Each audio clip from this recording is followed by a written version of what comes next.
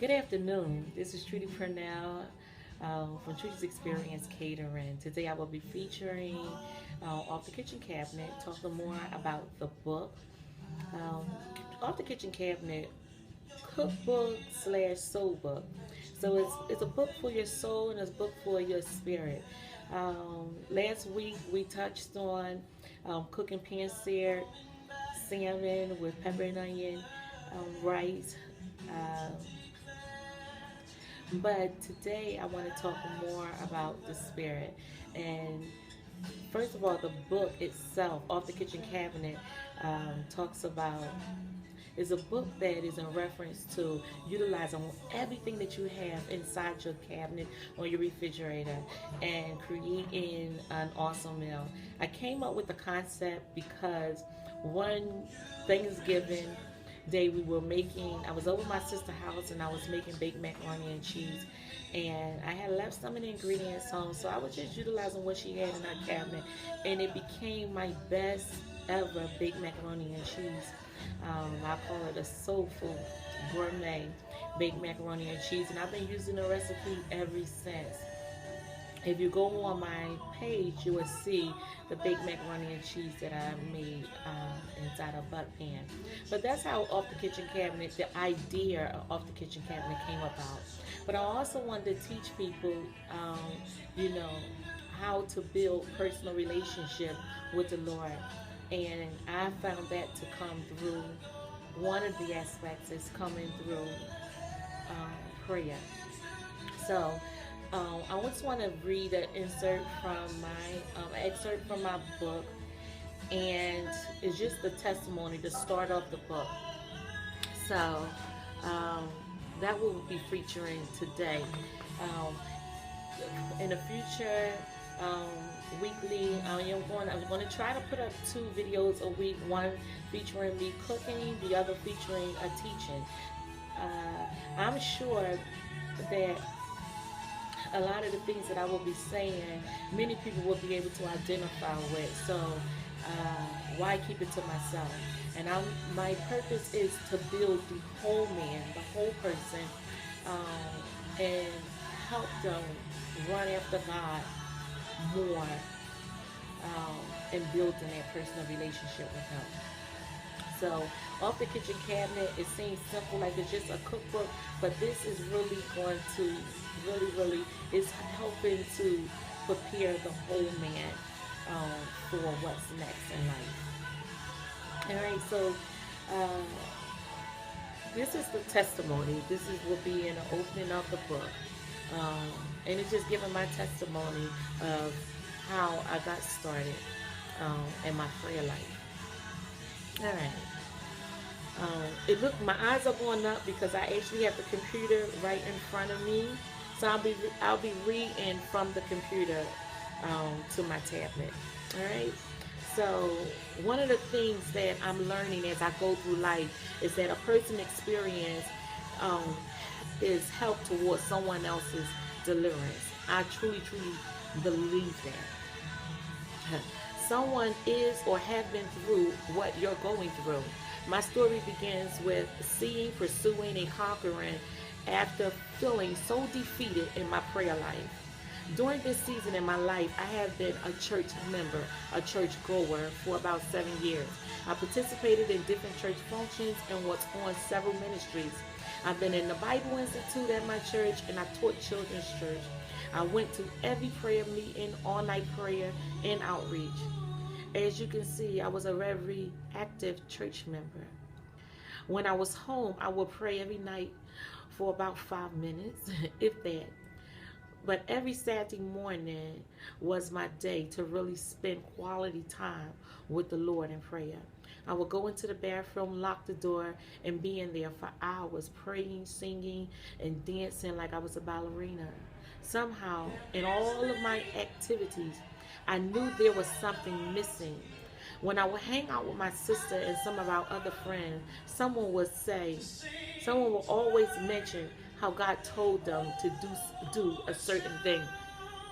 I would not say anything. I would not say anything, but I wanted to know why God wasn't saying anything to me. And if he was I not yet recognizing it? I found myself during my church 40-day prayer revival asking God, am I your child? You said in your word that your sheep will hear your voice. I went every night. Prayer was from 8 p.m. until 9 p.m.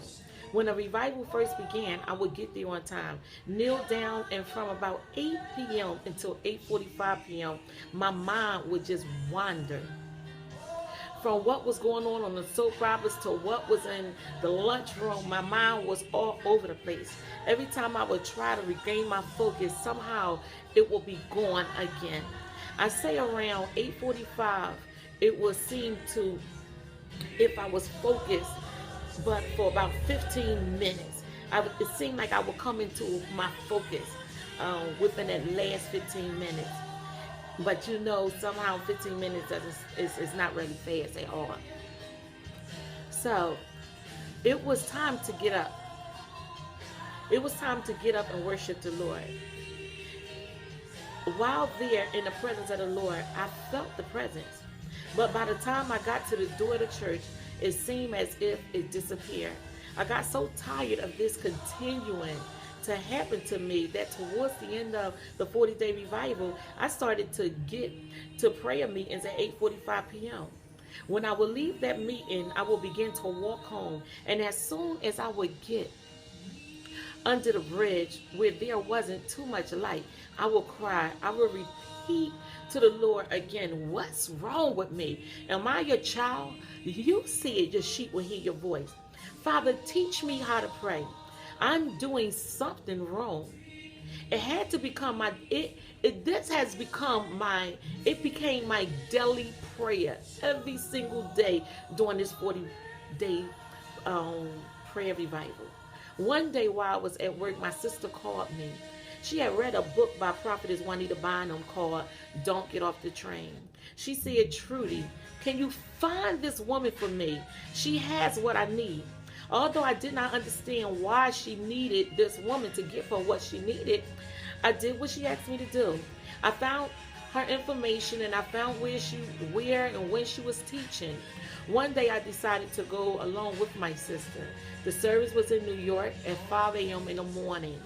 While in service, just before it was about to end, Prophetess Juanita Bynum asked if everyone will grab hands, and she prayed. By the end of the prayer, Prophetess Juanita Bynum asked if everyone would grab hands, and she prayed. By the end of the prayer, she stated, God said, if you're in here today, you have to come to the next 6 classes. I dropped the hands.